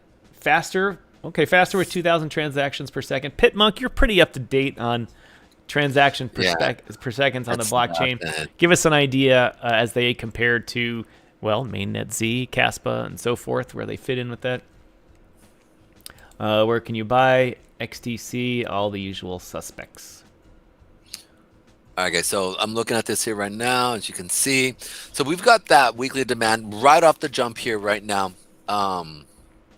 It's already starting to show weakness, real weakness here with the seller wick coming in from last week. We had some good volume coming, actually pop up here, and then it just took it right back. So it looks like maybe a whale pushed it up to drop it. And then from here, you can see it tried to go up, but it's stuck in between that weekly, that 8 and that 20 sitting right here. And now we're starting to go down. So the next real area that you maybe want to consider is the 0.04 to that 0.046. This area here, potentially, you've got a nice 50-period moving average sitting right here. So if you're looking to get in, you want to get in as close as that 50 and 100 period or 200 period moving average right here if you're going to get in. That area there is a nice little area if you're looking. But after that, it's a slip and slide all the way down until you get down to the 2 cent 7 to the 2 cent 5 area, and 2 cent 6 area. And then after that, you get a nice little good bounce right here. And then, after that, that's the 2 cent one. So that 2 cent 7's got some pretty good area, as well as the 0.018 area. This area, it should, if it continues, we're in a bull market here, so that should be. Now, where did they sit XDC on? Here we go. Let me check it out. XDC. I just want to see where they sit on the number wise. And where are you at? Didn't it used to have that up here where it used to tell you the number? Oh, the 200 copy to clipboards. Where's it at?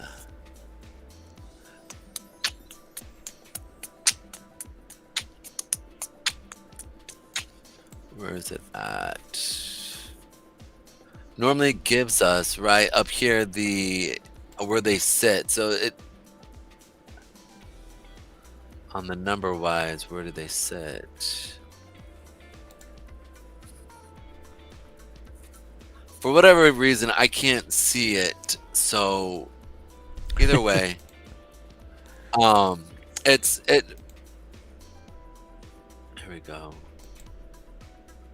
So yeah, this is what I'm looking at for you. So let's check out that daily chart here real quick.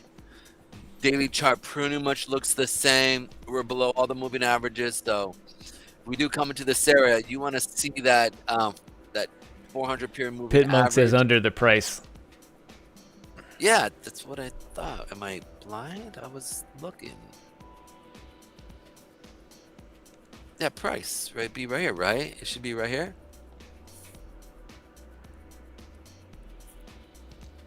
I'm tripping. It should be right here.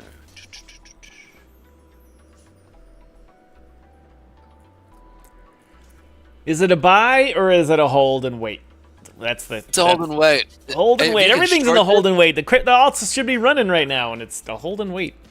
Yeah, well, sometimes it goes down before it goes up. You can see here, it's coming down, right? Like I said, about right here, you have that 50-period moving average sitting. You have that 400-period moving average sitting right here. So it's a nice little area. You above us about right here, you have, so if you get in right here, you got a 3-to-1 push. So you could get in at these lower levels as it comes down. And what you want to see is you want to see a good amount of volume, something that you kind of see right here. Or if you see something like this, that's nice. But, oh, that thing, as you can see here, they bought in, waited, bought more, then shot it up.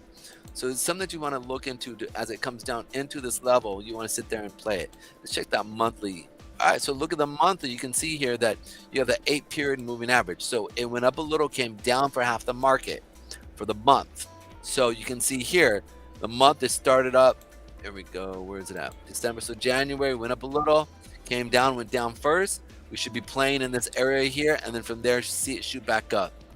I would look for maybe a 3-to-1 right here, at least to the top, where that looks like a 3-to-1 hit. Let me check here real quick.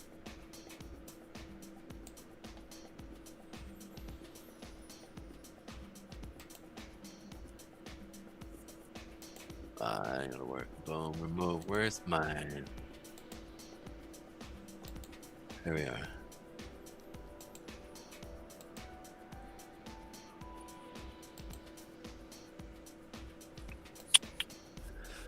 Yeah, so that's a 4-to-1. So that'd be a nice little play, man, to catch that and then see. Obviously, when you hit 2-to-1, pick up that initial and then see if you can catch the rest of that run. You know, that's it. That's what I would do for this one for XDC. If after that you see it falls through, then you got a couple other little zones right here that'd be coming through. But that's it. That's it. Anything else, guys? Pitmonk says he has that as a long time hold. Ah, nice. All right, and then with that is, when did you get in on it then? July 23, he says. July. Ooh. Oh, nice, man. So July. So you got in at these lows here. So you're easily over. Wait. Oh no. You got in up here. Oh no. 22, 23. Okay. 21, 22. Dang it. So you're just underwater. I'm assuming you probably got in as it shot up. For those of you still watching, hit those hearts buttons, hit those likes, whatever. Let's get a few at the end of the show to keep the algorithm going here and letting them know that the end of the show was just as good as the beginning. We're not all just snoozing here, running up the video time. We're not boring y'all with our rants and craziness. All right, here we go. So if you got in at 3 cents, okay, so you're 1 cent ahead, and you're dollar cost averaging into this. So yeah, so if you're dollar cost averaging, okay, not bad, man. That's not bad at all. Not bad at all. Yeah, I would look. Sorry, Troublesome Creek. I did answer. You must have been away earlier. Let me rephrase that. I didn't answer it. I posed the question to Patrick Camuso. I mentioned it during our sponsor period, and he said he will get an answer back to me. So hopefully I'll have that for you tomorrow. Absolutely. From now on, man, if you guys buy in, right, as soon as you get a 2-to-1, take off half that, just because it's just the way it works, right? Get that, build your account so you can buy more crypto, buy more projects, right? If you can buy more projects, take profit, and then you can always buy back when it goes below where you bought.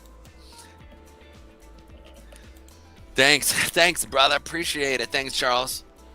Thank you for those hundreds. I appreciate use it. My whole fist talk.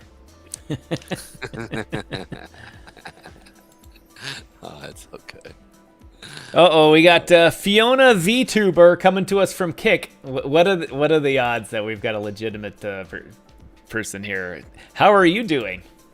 Well, Fiona, I am doing just fine. Pedro, how are you doing? I'm so good it hurts. That's how good it is.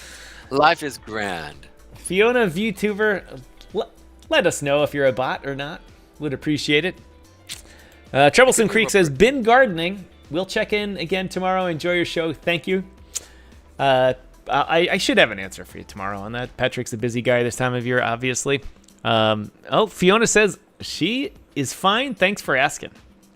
Well, thanks for tuning in. How is your stream going today? Pedro, how's our stream going today?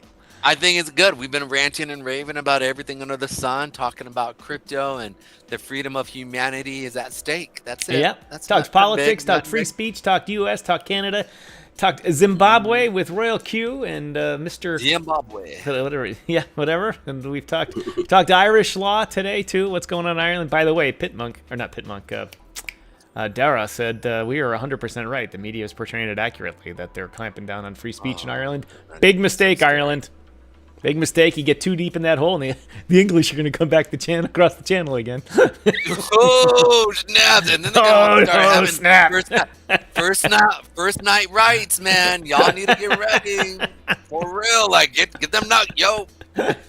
Step in. All you got, listen, do it right. Go up, start going against those laws. That sounds horrible. Pitmonk says, "Where's my red coat?" He's coming over. Glad we were able to ruin hundreds of years of international relations right there on the show. Bro. Oops. How'd the troubles kick off again? Some guy named Hurley. You want to know something funny, bro? If one guy stopped taking his wife to the bad rooms, we would not be in this place. I'm gonna tell that story here one day. I'm gonna record it. I'm gonna record it and watch it go viral. I bet. Dude, that would be awesome. Honestly, you should. I'm going to. I just got to pick the time to do it because I've got to research. I got to do a little bit of research to make sure I get it just right because it'll be picked apart. Yes. That's good. One day, you know what? I bet some of these rants one day, dude, will be like used against us if totally. Really look what they said back in 2024. They talked about anti-woke, and now we have the Democratic woke party president running the country. Oh, bro, it just scares me, bro. I mean, like, it really does. Fiona, thanks for tuning in and offering your services. Yeah. I really appreciate it. My logo is just a D for our network here, and since you're watching it on Kick, it's a picture of me doing this. That's all we're having for that. But thanks for offering. Appreciate it. Appreciate the engagement.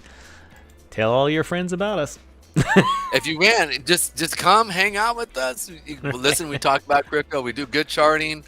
We talk about good politics here. Fiona, where in the world are you coming to us from? Let us know. And we're still not going to buy a logo, but we asked. Yeah. Hey, dude, I never always ask. You know, what's the worst thing it's going to say is no. You know what I'm saying? I feel like I did this time 4 years ago. Sideways actions, manipulation, and FUD. SH about to explode. Hey, man, I feel you, man. I feel like, it too. It's I just wanted to explode in like the first quarter here. Not just peter out all summer and have a miserable summer waiting for it to do. I wanted to get going here. We've been waiting for years now. But here's the thing, and this is important, right? Even this, like, don't go out to eat as much. Like, save your money, buy crypto. Like, it's still at these lower levels, right? So you still have time to, build up your bags. Like I've said, go through, take off half of every time you have a good run, right? Go through, take off half. Put that, build up your cofferdam, right? That's so important. Listen, you think, oh, I only got a 2x. People in traditional markets, like Warren Buffett, the greatest investor ever, his average return was 27. Was it 24 or 25? 24, yeah, it was in the 20s. Yeah, 20% yearly. That's yearly. Crazy. I know. Yeah, whereas like and that's 100% in traditional world amount of money. So if you get 100, majority of the time you get in on a project, right? Within the first couple of weeks, you see some explosion. You'll see 2x, 3x, maybe, right? Like if you get a 2x, take off half of your profit. Now you've made money. Now you've got a bag. Now you can let that. And if that thing jumps, boom, there you go, right? Then you go through and you skim off other half. If it does a 5x, 10x, right? diversify your portfolios, and then when you do that, you're able to put money into more projects, right? And that's and we all know crypto explodes at different times, right? Like Elon Musk, was it Pitmonk? You're the one who showed me the reason why we saw what was it, the one that we were looking at yesterday? It was crazy. Why am I forgetting what it's called? What was that called? Here we go. I'm trying to look right here. I forget. Something. It was Troll. That's Troll, right? Troll. Yes, Troll. Dude. So I get, and he sent me this thing, Troll. This was nuts. Like when I look at this, it's not the right one. Boom. Oh, hello. Is this it right here? I think. USD.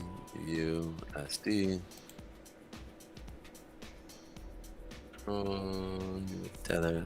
Maybe this one right here. I got out of Troll last night. He sold it. Good. Well, the reason why I say that, so you got the profit. So the reason why I'm asking that is he showed me that on Twitter, our good friend Elon's wife. That's funny. What was it? X.com.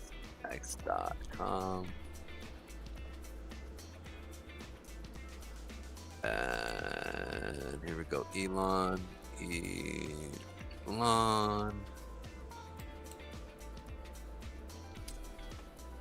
Look at this right here. This is hilarious. Trollium. Chief Troll Officer. Only in crypto. Right? Like, only in crypto. I gotta love it. You gotta love it. Right? Well, ladies and awesome. gentlemen, we hit that 2-hour mark again. We started a little late today, ended a little late too. As I said, Pedro and I could go forever, and you got a couple of you viewers could watch us all day too. I don't know which is more sad, us talking, blathering on forever, or you guys listening to it forever. But we appreciate every darn minute of it. That's for sure, ladies and gentlemen. Absolutely. We've had a good show. We've had a couple of super chats. Again, thank you guys very much for that. Like I say, each super chat, no matter what the number, tells YouTube that the audience actually likes what's going on here, that they're not bots, and there's something worth coming over. And I watch all these other guys. There's so many other crypto channels. Most of them do not do anything live at all. Most of them do recorded stuff. They don't get any crypto or super chats. They don't get interaction or anything like that. They just get arguments in the comment section. They do get a lot of views, I might add, and some of them make big money doing that with product placements. We're taking a different route. We're doing the live show to have interaction with people because I like it, Pedro likes it, and you guys like it. And you've watched enough boring videos on the crapper to go forever, to last you the rest of your life. Might as well be entertained on a daily basis by us spouting off our mouths, whether you agree with it or not, or whether we cause two nations to go to war again after putting a peace behind them after years. Or getting the adult entertainment industry Davos in trouble. Right. Anyways, for those of you that see the user count just incremented a little bit there. For you that are joining us at the end of the show, we're a live show that we do periodically here. We a couple times a week. Trying to do it every day, but can't do it every day. We come to you, we bring news of the day in the digital economy, we bring market analysis, we bring technical analysis of the charts, and of course, witty commentary on behalf of both myself and Pedro Garcia, the crypto chart analyst. So everyone, that's it for today. Pitmonk has found my red coat, just polishing my boots. Ooh, it's going to get bad here soon. Hey, Pitmonk, I got bad news for you. The Irish are way more pissed off than the English. Yeah. So, and I wouldn't be surprised if the Welsh sided with the Irish. So maybe you should put those boots away, See you in the long grass. Oh man, this is good. This is good. Oh, one of these days we'll have a group beer. So when we get big and rich, we'll all meet somewhere. And we'll do it like we'll meet in a neutral place, like in Cardiff. have some beers. Neutral Space Cat says, point. I come for the bloopers. Yes, of course. Well, ladies and gentlemen, that's all we got for you today. It's been a good show. We've had, I like to talk about how many people have watched. Again, we're approaching 52 here in the back room. Like I say, when you see it on YouTube that only 12 has watched, come back and check 2 or 3 hours later. And it goes through its bot check to make sure, which is good. And I like having 50 people tune into us. We got 16 likes, $4 in chat revenue. Thank you very much. At one point, we had 13 people watching us at once. Really appreciate that. And that's just on YouTube. We had viewers today on Facebook. And we had we always have viewers on LinkedIn. They're just not very talkative. And we tried, like Darrow, we converted you from a LinkedIn guy over to YouTube to participate. Thank you very much, everybody. Pedro, anything before I sign us off here? None. And just be safe out there in this crypto jungle. That's all I ask. All right, everybody. Have a great day. We'll see you tomorrow, 12 noon Eastern Time, 5 p.m. Universal Time Coordinate, whatever the hell it is, UTC. Anyway, tomorrow, another good topic, so be there.